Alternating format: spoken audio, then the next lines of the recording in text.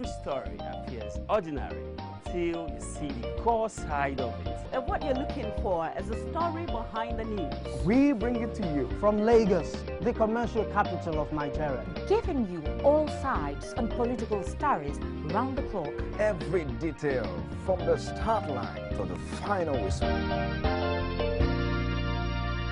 CoreTV News, expanding your view.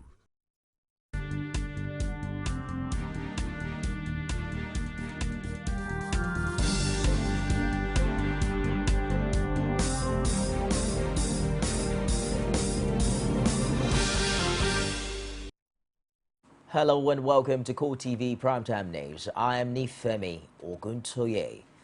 Our top stories.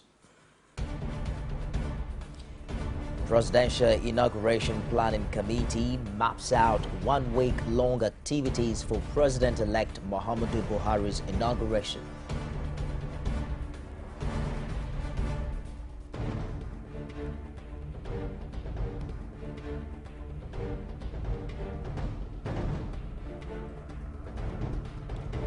House of Representatives approves 4.4 trillion naira for 2015 budget.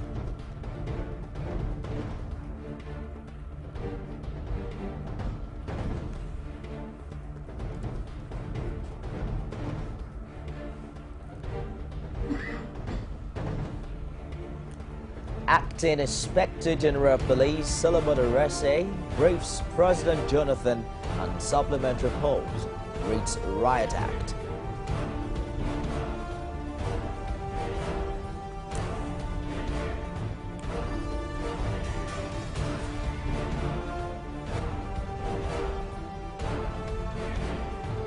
And outside Nigeria, United States admits killing 2 hostages in an Al-Qaeda counter-terrorism attack.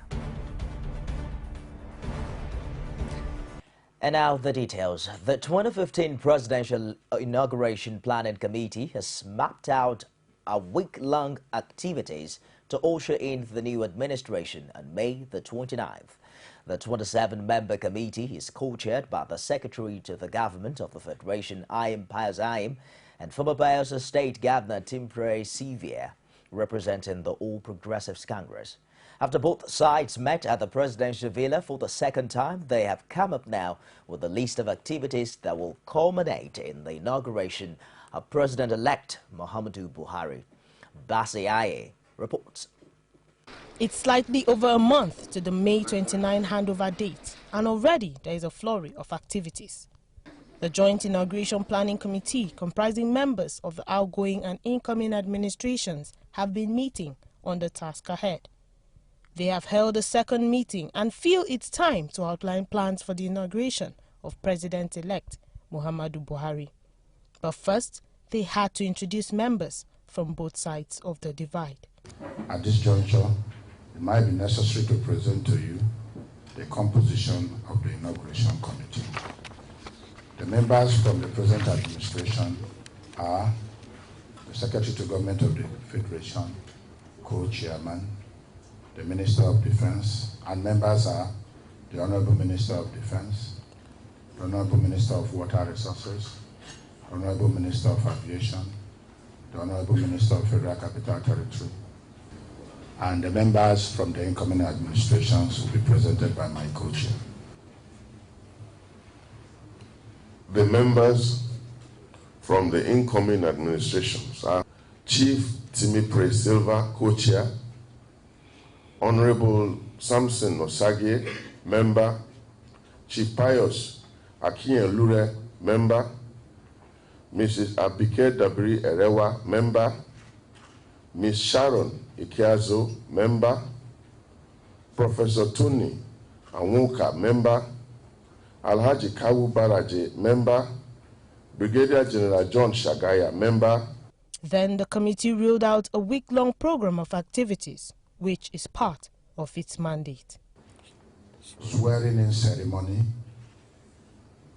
lunch immediately after the swearing-in, and a gala night. We have accordingly created subcommittees to focus on each activity. The co-chairmen and members of the subcommittees may now or later take their turns to brief the public on their activities. With both parties working in harmony, Nigerians can only hope that the handing over process will be seamless. Basia Ye, CoreTV News, Abuja. Well, many Nigerians still wonder why President Goodluck Jonathan initially planned to hand over power to the president-elect on May 28 as against May 29 Democracy Day until the vote faced by the federal government. Olukolade Adegoke has details of an interaction with an activist and lawyer on the issue in this report. By the 28th of this month, the president intends to have the formal handing over done at a dinner, so that, you know, we can reserve the 29th for the incoming. This statement by the Information Minister, Patricia Akwashiki, started generating reactions as soon as it was made. Many had wondered why the event will be at a dinner on May 28 against the normal practice of a public event on the 29th of the same month. In his reaction to the issue, this activist, Debo Adeniran, feels the issue should not be blown out of proportion. It's only the swearing-in ceremony, and the outgoing president doesn't really have any role to play than to show the symbolism that there was peaceful transition, you know, from one regime to the other. But according to this Lagos-based legal practitioner, handing over on the 28th will be disrespectful to the nation's norms. He called for due process to be adhered to. On the 29th of May, the president of the country must be in that program, you know, to hand over properly to a president-elect who becomes the president. So he cannot in any way run away on the 28th of May. That would be disrespectful even to his office. But just as this seems to be fast becoming a major source of friction between the incoming administration and the federal government, the government made a volte-face that the Information Minister, Patricia Akwashiki, described as clarification of the 15th April briefing after the Federal Executive Council meeting. We want to clarify that 28th of May is not the date for handover. Handover and inauguration will take place on the 29th of May. Just as this may look laying to rest of an unnecessary distraction, the days ahead shows the pointer of what Nigerians will get from the political class. Olukolade Adegoke, CoreTV News, Lagos. Meanwhile, Nigeria's president-elect Muhammadu Buhari has assured Nigerians of visible results of the promised change from June 1 this year. That's 3 days into his assumption of office. Correspondent Olukolade Adegoke has more in this report. Apparently getting ready to make the promised change visible, Nigeria's president-elect Muhammadu Buhari is optimistic of what his government can do within the shortest possible time. People will know that we are living to our manifesto's commitment. And I will ask the Nigerian political observers to please study our manifesto. In a clear demonstration of knowing how the petroleum industry runs, Buhari describes the process that should inform the pump price of fuel. Look hard at the economy. I mean the economy itself internally in Nigeria, and then the cost of fuel outside, so that we don't make our fuel too cheap, you know, to encourage smuggling. The president-elect says he is not worried about the influx of politicians into his party, provided they are willing to work from bottom up. Whoever joins us, whether from the ruling party or non-committed politicians before, there is plenty of room for them, as long as they agreed to be part of APC. Buhari also gives a hint of the caliber of people to form a government that will deliver the change his party has promised. Those who know Nigerian politics from independence now know that the ace card for political stability is always held by the Southwest. We will highly respect the role of the other two tiers of government. All these promises notwithstanding, Nigerians will have to wait until May 29th when the president-elect becomes Nigeria's substantive #1 citizen. Then the countdown to change will begin. Olukolade Adegoke, CoreTV News, Lagos. The House of Representatives has passed the 2015 budget of 4.493 trillion naira. The figure approved is however 135 0.4 billion naira higher than the 4.3 trillion naira proposal presented to the National Assembly. The report of the budget presented by the Chairman, House Committee on Appropriations, John Eno, showed that the lawmakers appropriated 2.60 greatly assist a great deal because we are expected to continue to spend last year's budget only up to June. And the hope is that if this budget is passed, as we are hoping to pass it today, and is quickly accepted to, it makes us avoid whatever constitutional crisis that we are able to, or get ourselves into that aspect of it. So I'd like to call on my colleagues to support the completion and the passage of this project. Service-wide costs and pensions, total allocation is 231 million, 58 million, 104,343 naira. 354 billion, 335 million, 11,023 naira. Subtotal executive 265 billion, 202 million, 632,115. Plus 1, plus 2, plus 3, plus 4, plus 5, exactly remember. Acting Inspector General of Police Solomon Arase on Thursday met behind closed doors with President Goodluck Jonathan. It was the first time the new police helmsman would be holding talks with President Jonathan since he formally took charge of the police force. Speaking with State House correspondents after the meeting, Arase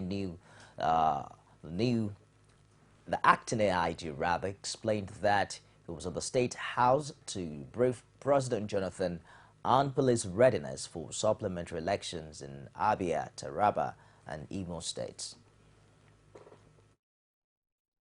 We still have some elections left in some states, about 3 states, and we are doing some massive deployments of man material, and that is what I came to, brief the CNC on. And I can assure you that we are going to, have a level playing field for people who want to, vote on the election day.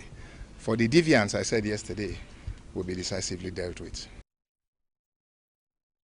Meanwhile, the All Progressives Congress has urged the new Acting Inspector General of Police, Solomon Arase, to approach his new task with a high level of professionalism while shunning cross-partisanship, which it says has dragged key national institutions of state, especially the police, into the political fray. This was contained in a statement by its National Publicity Secretary, Lai Mohammed. APC advised the acting IGP to learn from the fate that befell his predecessors, who, under their watch, turned the police into the enforcement arm of the ruling party, thus allowing the institution to be wantonly used to thwart the will of the people and act in ways that negated its constitutional mandate of maintaining law and order. It said, irrespective of the reasons for his appointment as the acting IGP at this time, Arase must realize that he would be judged solely by the direction to which he takes the police, which the party described as one of the most abused national institutions by those who had been at the helm of nation's affairs since the country's return to democratic rule in 1999.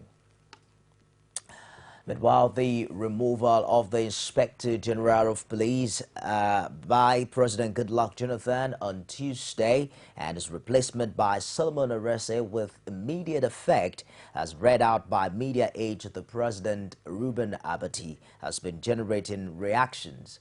Patience Ajiboye brings us reactions from some analysts in Lagos.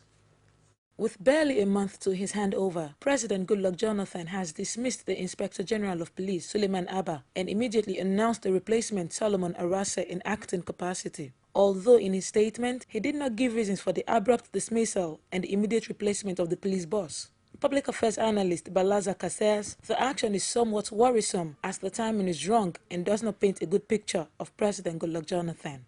If it continues like that, younger people or technocrats will not be encouraged to come and serve their government. In Lagos, PDP member Akintoye Branko Road's view, the president's action was in a way aggressive and abrasive, cutting short the career of the sacked Inspector General of Police in an abrupt manner. It is still unfortunate for him to have built a career, and at the end, when he's meant to be basking in the glory of that office or that career, gets terminated. I think it's unfortunate. Rhodes also says, however unfortunate it is for Abba, it will serve as a deterrent to other players to be loyal to constituted authorities. To help as a lesson to other people who hold sensitive responsibilities and duties to be cautious in their performances. While reactions will continue in the days ahead, Nigerians patiently and hopefully await the outgoing president's rationale for firing an IGP who has over 2 years to spend in service, just about a month to his own departure as president. Patience Ajiboye, CoreTV News, Lagos. The police has withdrawn the accreditation of a reporter from the Vanguard newspaper. They are also demanding a retraction of a story which they claim presented a false impression of what happened at the handover ceremony for former Inspector General Sulaiman Abba. The newspaper had reported that the former IG moved out his personal belongings from the force headquarters at about 11:30 in the morning. It also claimed that some Deputy Inspector General of Police protested against the appointment of the new police chief, Solomon Arese.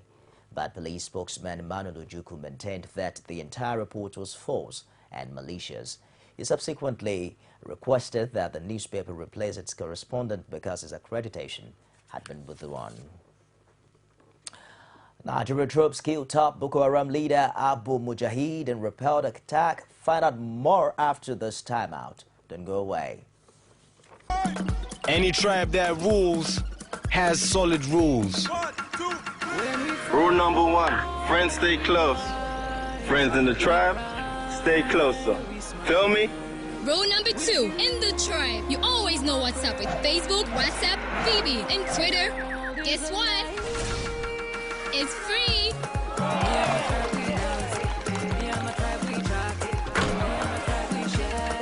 Rule number 3, there are no rules with SMS. It's endless. Yes, boss. Rule number 4, enjoy very long conversations with that special someone. Enjoy endless connections to your friends with free calls, free WhatsApp, Twitter, Facebook, and BBM. You also enjoy up to 200% bonus on your recharges to call all networks. Migrate now by dialing *312# and start a live endless connections. Airtel, the smartphone network. You're on to CoreTV Primetime News. If you just joined us, a quick recap of our top stories. Presidential Inauguration Planning Committee maps out a week-long activity for President-elect Muhammadu Buhari's inauguration.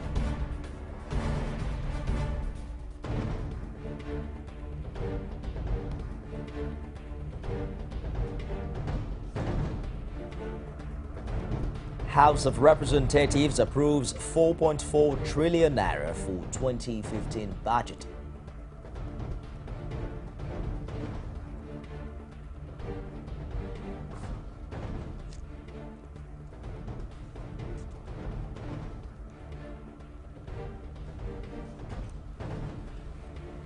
An acting Inspector General of Police, Solomon Arese, briefs President Jonathan on supplementary polls, reads Riot Act.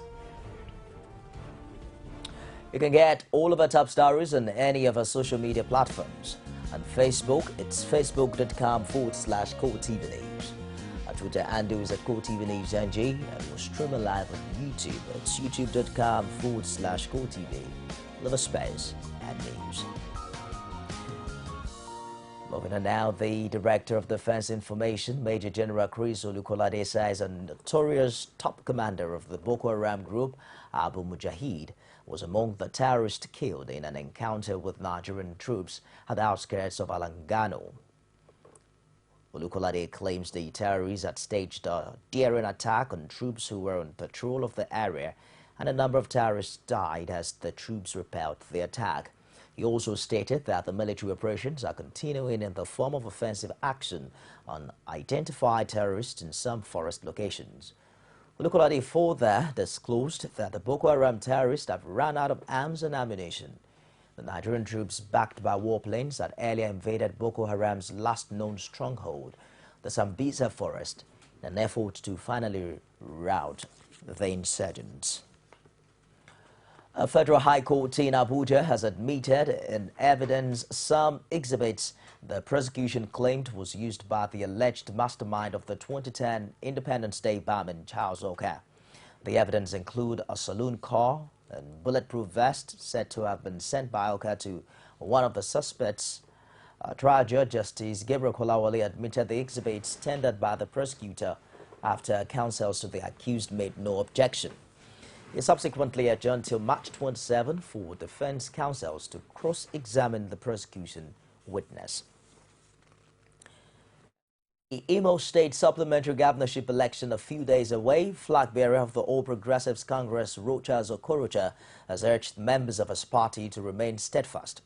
The governor made this known at the pre-election meeting with stakeholders in Owerri. Ajibade Awofeso has more in this report. The meeting, which was held behind closed doors, was later thrown open to all. Some of the participants who spoke to CoreTV News say they are ready for the poll. And we don't want a situation that will drag our governor into a marathon court cases after the must have been cleared. If he's ready to go for a run.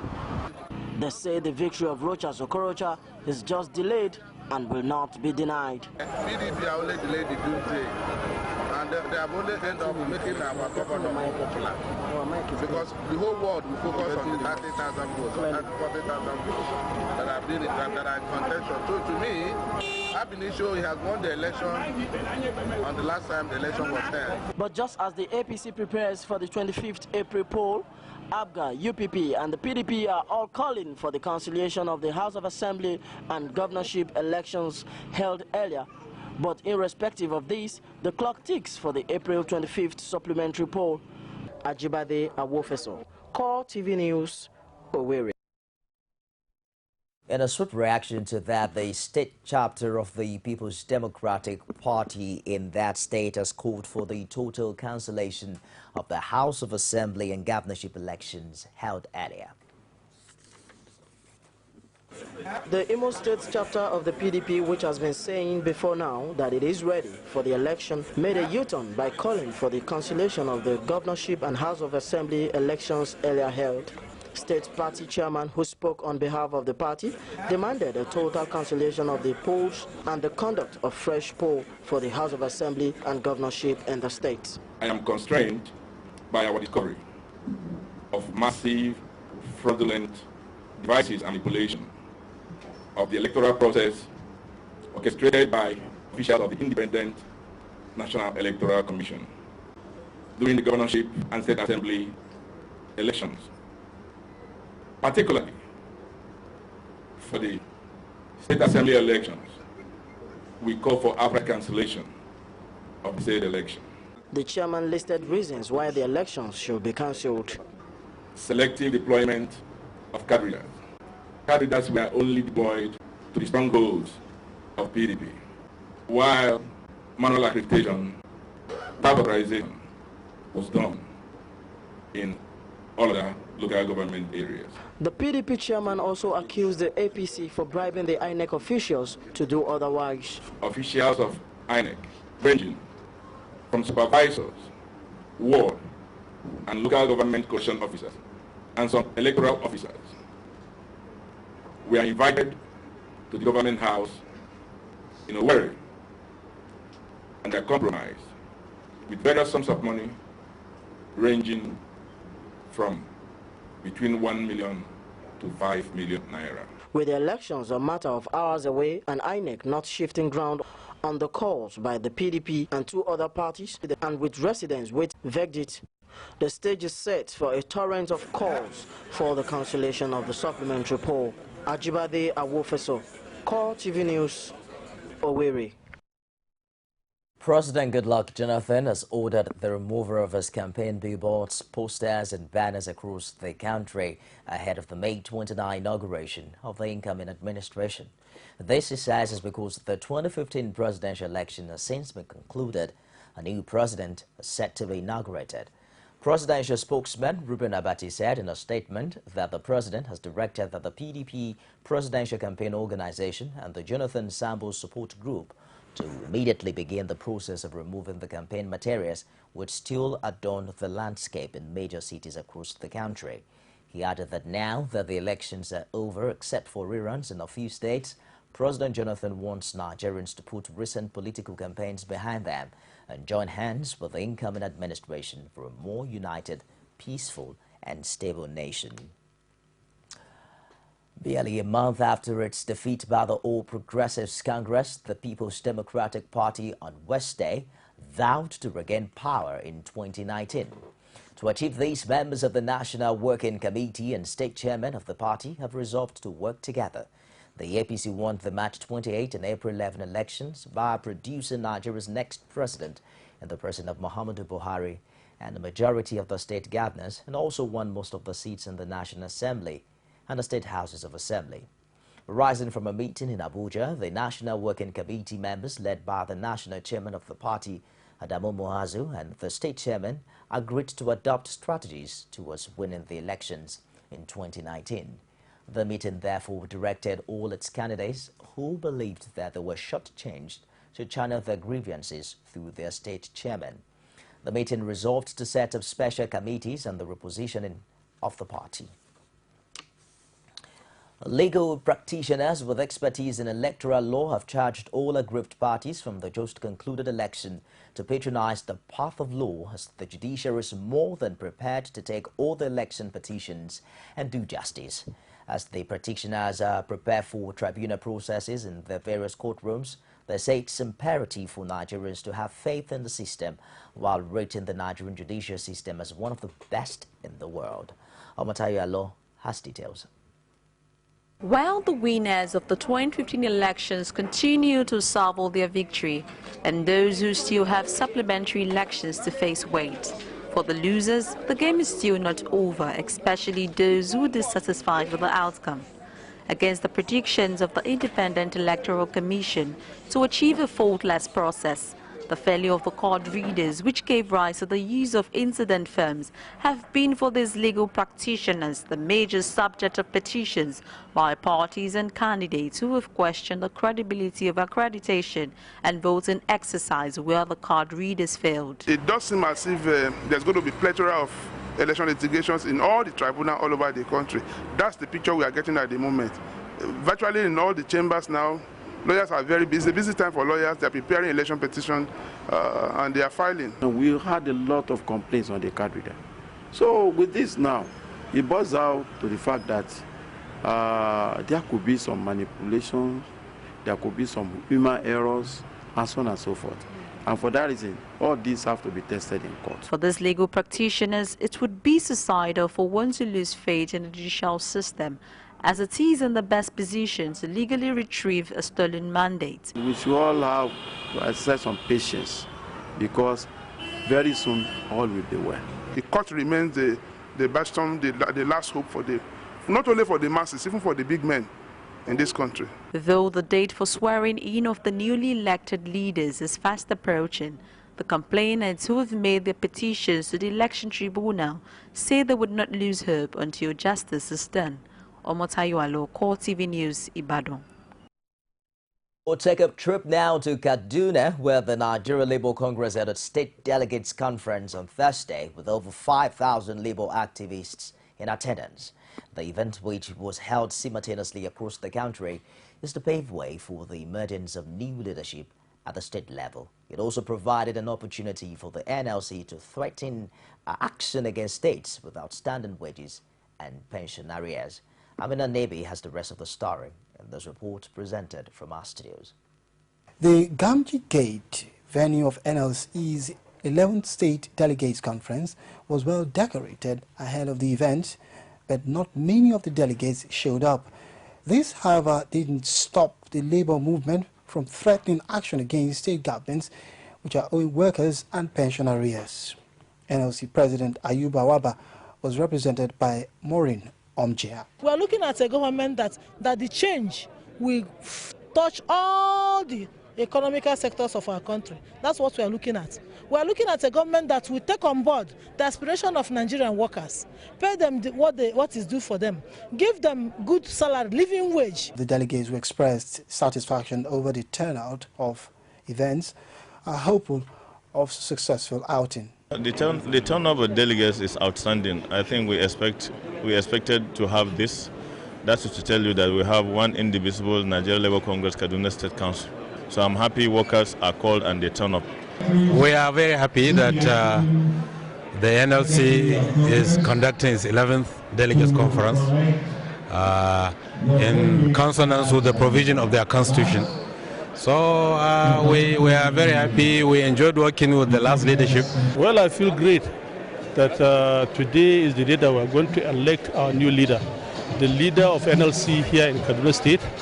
This is the 4th delegate conference that we're going to hold in Kaduna State, and we hope that those that are going to be elected today will lead us and guide us into the right path. Not many of the dignitaries expected at the opening of the conference turned up, but this did not dampen the enthusiasm of the labor activists. Delegates at the Kaduna NLC conference are only to choose a new auditor and ex-official member, as all occupants of other positions were returned unopposed. The ECOWAS Parliament has described the xenophobic attacks in South Africa as barbaric and un-African. It also wants the South African authorities to end what it says is man's inhumanity to man. The Parliament spoke through its Speaker, Senator Iko Ekweremadu, on Thursday. The Speaker, who also doubles as the Deputy President of the Nigerian Senate, said the attacks were a criminal disrespect for the brotherhood Africans share. Senator Ekweremadu noted that the wave of attacks were not in consonance with the 21st century realities where globalization, international treaties and charters on human rights and economic integration hold sway. He added that Africa cannot afford to dismantle one form of apartheid only to replace it with yet another brand of the same or worse evil. Lagos State Governor Babatunde Fashola has adjured residents to patronize licensed taxi and cab operators to guarantee their safety. Fashola gave this advice at the launch of new Lagos taxi system and distribution of licenses to the taxi operator. Abiola Oluwole was there. Being a cosmopolitan state, instituting a credible and effective means of transportation for commuters has continued to be a challenge, thus compelling successive administrations to evolve ways of solving the challenge. The new Lagos taxi license, according to the government, will make it possible for them to have a formidable database for taxi operators in the state. According to Governor Fashola, with 12,617 licensed taxi operators in Lagos, patronizing unregistered taxis is now illegal, and such operators will be prosecuted if caught. For our citizens, therefore, and residents, there is no need, there is no compelling necessity for you to patronize an illegal taxi operator anymore. To do so is to take your own security and personal safety for granted. He also stated that the initiative will further open up the tourism potentials of Lagos. The taxi drivers also commended the state government initiative. I don't want to overflog the benefits of this scheme. So I want to go, as a businessman, go to the threats, possible threats that will be coming. Presently, sir, if we don't have that bill in the house out as a law backing this whole process, companies like Uber will run us out of business. The licensing scheme, according to government, will also set taxi operators to compete with others in the transportation industry, since the license is given to them free of charge.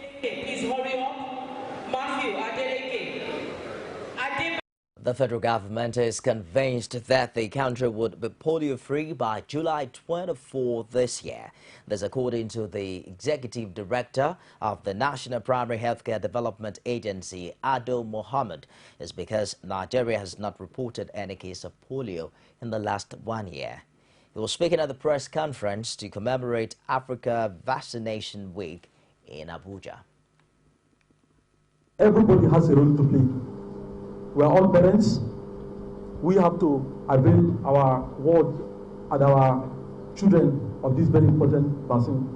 For journalists, we expect that you propagate that good news out there that Nigeria is making progress in immunization, and to say to the general public that immunization remains the most cost-effective and the most potent means of preventing vaccine-preventable diseases.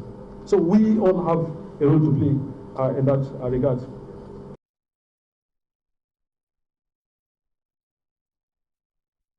Take another break now and return with business, sports and stories outside Nigeria. Stay with us.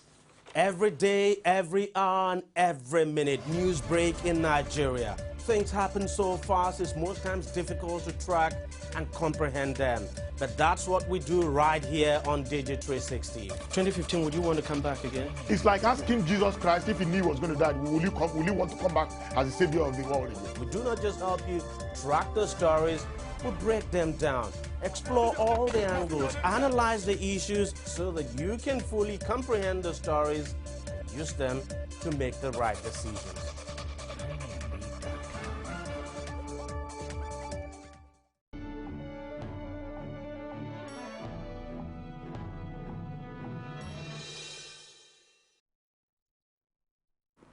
On business tonight, the National Council on Privatization has approved the financial bid opening for transaction advisors for the partial privatization of the 3 development finance institutions in the country.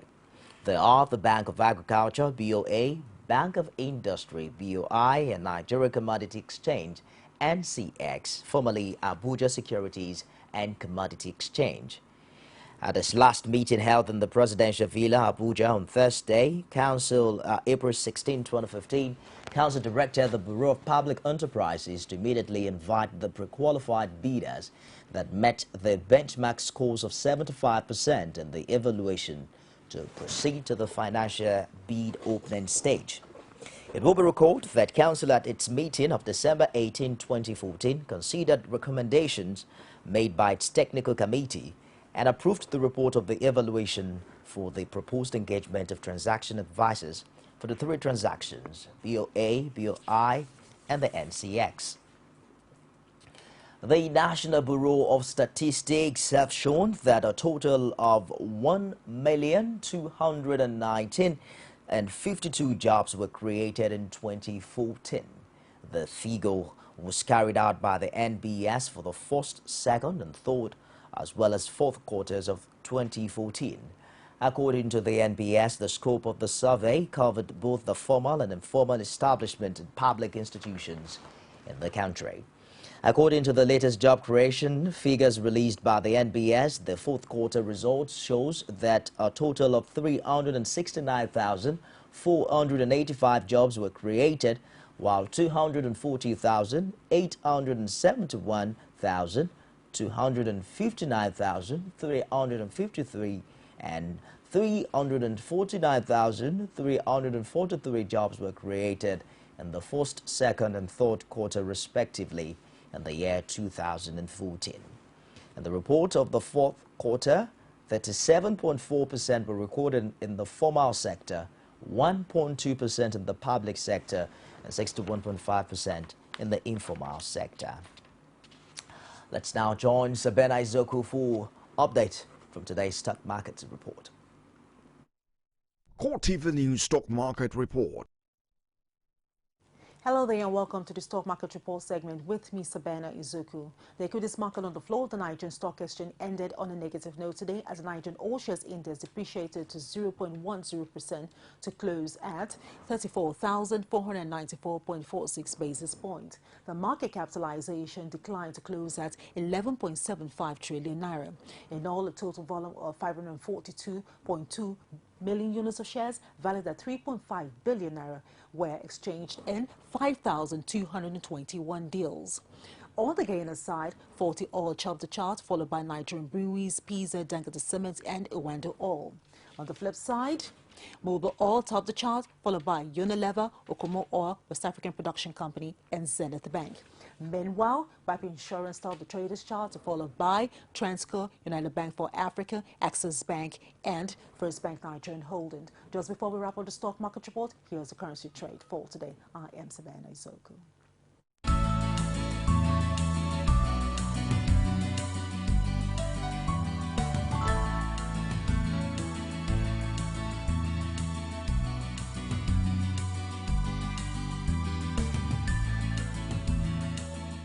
CoreTV News Stock Market Report. Brownson Owado is standing by now for updates from the world of sport. Our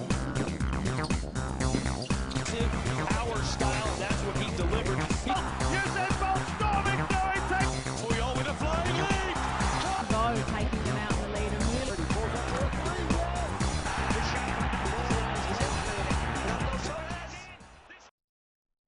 Very thanks for joining us on our Sport News tonight. I am Brownson Wana. Nike and the Nigerian Football Federation, NFF, have announced a new partnership in which Nike will design and develop football kits for the men's and women's national football team from April 1st, 2015 until at least 2018. Nigeria's previous contract with German giant Adidas ended in December after the company decided not to renew due to contractual disagreement. Nike will design performance and training apparel and equipment, including team kits and football, for the Nigerian national football team players and every level of the game.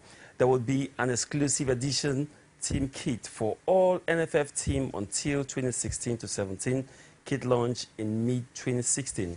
In addition, Nike will design an assortment of products for Nigeria to show the sports for the national team to be available from mid-2016. Former Cameroon midfielder Jeremy Jitab has called for adequate support for Nigerian coach Stephen Keshi in order to succeed as the Super Eagles coach. Keshi has handed a new 2-year contract on Tuesday, 10 months after his previous deal expired at the end of the World Cup, while he worked on a pre-game contract during the failed 2015 African Cup of Nations qualifying campaign. Jeremy, a member of the highly talented 2000 and 2002 AFCON winning Indomitable Lions, said that the Nigerian Football Federation need to put everything in place in order for the 53-year-old to do well. Jeremy, who played 116 times for the Lions, added that structural problems are responsible for Eagles' poor performances. And away from Nigeria now, England and Sunderland footballer Adam Johnson has been charged with 3 sexual activity with a 15-year-old girl. The 27-year-old from Castle Eden, County Durham, was initially arrested on May 2nd. He was also charged with 1 offense of grooming when he was unanswered bail at police station earlier. He will appear before Petrian Magistrate Court on May 20. Sunderland AFC initially suspended the winger pending the outcome of the investigation, but he was lifted on 18th of March. The club is yet to comment on the charges. And finally, on our sport news tonight, in the world of tennis, Rafael Nadal bid to get a successful comeback. Suffered a setback with a 6-7, 7-6 defeat to 13th seed Italian Fabio Gorini in the 3rd round of the Barcelona Open on Thursday. Nadal, the world number 4 and 2nd seed, produced an erratic performance on the clay in the Catalan capital at the big hitting Fognini punished the Spaniard error to end Nadal's bid for a 9th Barcelona title. Fognini, who beat Nadal on clay in the semi-finals of Rio de Janeiro in February, his only win in 5 previous meetings, will play unseeded Spaniard Fabio Adjora in Friday's quarterfinal. Adjora upset compatriot and 5th seed Feliciano Lopez 6-3, 6-4 earlier on Thursday. And that's a wrap on Sport News tonight. A very big thanks for watching. I am Brownson Owana. You can now watch CoreTV News live from anywhere in the world on our website www.coretvnews.com. Click on Live TV on our website and watch us live. And welcome to CoreTV Primetime News. To follow us on Twitter, click on Twitter icon on our website. On Facebook, click on the Facebook and YouTube to see all our previous news production. You can also watch us live on YouTube. Click CoreTV, leave a space, then News. CoreTV News, a 24-hour news station. Outside Nigeria, the White House says that a U.S. counterterrorism operation in January accidentally killed 2 hostages who were being held by Al-Qaeda.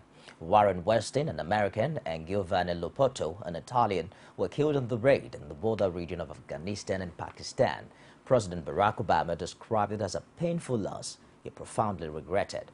The president, speaking at the White House about the operation that killed the hostages, said the U.S. had launched the raid in the belief the target was an Al-Qaeda compound with no civilians present. The White House also disclosed that compensation would be paid to the families of the hostages.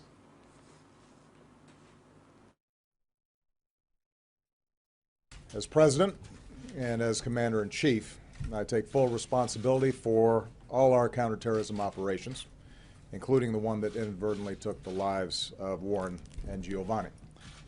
I profoundly regret what happened. On behalf of the United States government, I offer our deepest apologies to the families. President of the United States, Barack Obama. To wrap CoreTV News tonight, a recap of our top stories.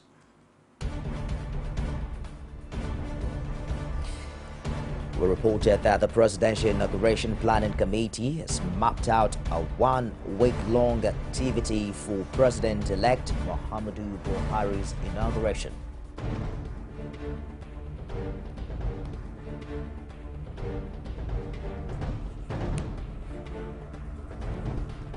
The House of Representatives has approved 4.4 trillion naira for the 2015 budget.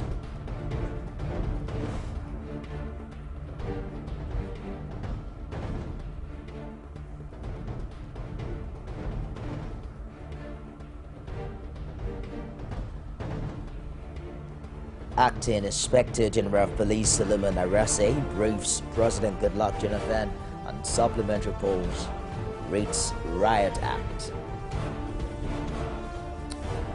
Thank you for watching tonight. On behalf of the production crew, I am Nifemi Oguntoye.